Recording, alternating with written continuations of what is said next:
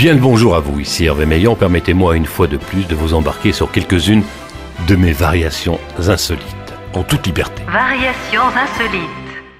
Cette année 2022 est l'année Molière. 4 siècles plus tard, on parle encore de lui. Bien entendu, grâce à ses pièces de théâtre qui l'ont rendu célèbre et qui sont encore jouées de nos jours. Molière est né sous le nom de Jean-Baptiste Poquelin en 1622 à Paris. Son père est un riche tapissier qui a l'honneur de s'occuper de la chambre de Sa Majesté le roi Louis XIV. Jean-Baptiste, lui, est attiré par le théâtre. Écoutons, si vous le voulez bien, Ariane Mouchkine, metteuse en scène de théâtre et animatrice de troupe, et qui a fait un film sur Molière. Elle nous parle des parents de Molière. Il avait une mère qui devait être assez fantastique. Elle est morte quand il avait 10-12 ans.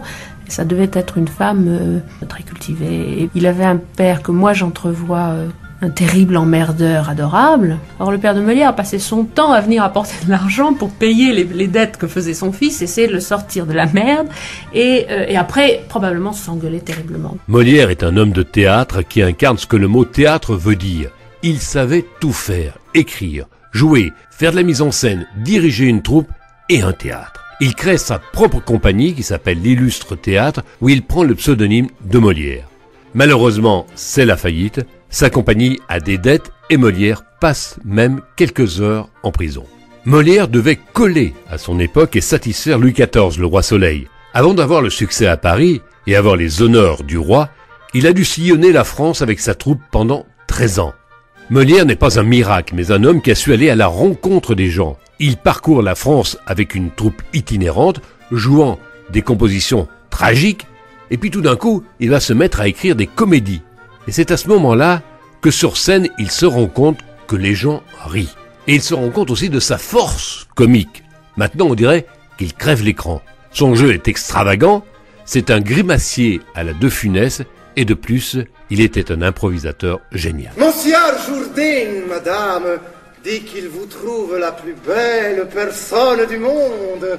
Lorsque Molière retourne à Paris, il obtient enfin le succès auprès du public. Et aussi, bien entendu, du roi Louis XIV qui l'aide et qui en fait son préféré. Le roi s'amusait des dénonciations que faisait son protégé sur la cour. Molière critique avec humour et férocité les luttes de pouvoir et les rapports hommes-femmes. Certaines de ses pièces font scandale, comme Tartuffe, qui dénonce les mensonges de certains religieux. Dans Le Misanthrope, Molière ridiculise les gens riches et leurs manières précieuses. Il y a quelques années, Jacques Weber était au Théâtre des Galeries à Bruxelles pour jouer le bourgeois gentilhomme.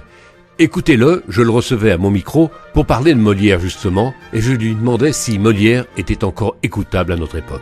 Molière est encore écoutable de nos jours, en tout cas par une certaine catégorie de gens, assez limitée d'ailleurs, faut pas se mentir, parce que, comme tous les grands contemporains de son époque, il est intemporel, mais c'est parce qu'il était très impliqué dans la réalité de son temps, dans l'intuition de son temps, qu'il peut être écouté maintenant parce qu'il a mis en jeu les grandes questions intemporelles de l'homme et de l'histoire, quoi, voilà. Dans Le Bourgeois gentilhomme, avec son complice le compositeur Jean-Baptiste Lully, qui a le même prénom que lui, ils créent ensemble pratiquement la comédie musicale. Et qu'on fasse venir les musiciens.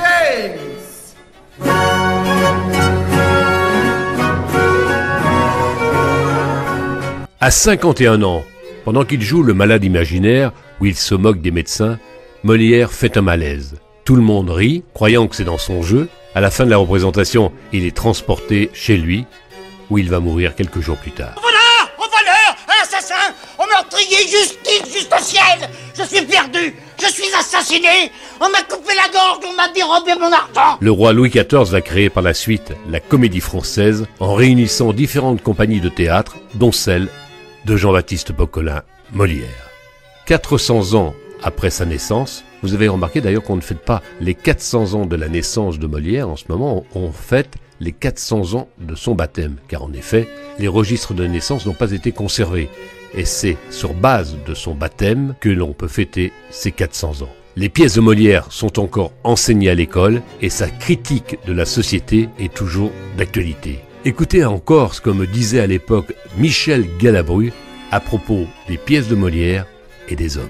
Dans 2000 ans, comme il parle de l'homme, comme il parle de nous, nous ne changeons pas. Mais l'homme nous restera l'homme, avec sa bêtise. Donc son Molière courage, restera bien présent. Et Molière restera, c'est éternel. Variations insolites. À bien vite, chers amis, pour d'autres variations insolites. Hervé Meillon. Soyez heureux.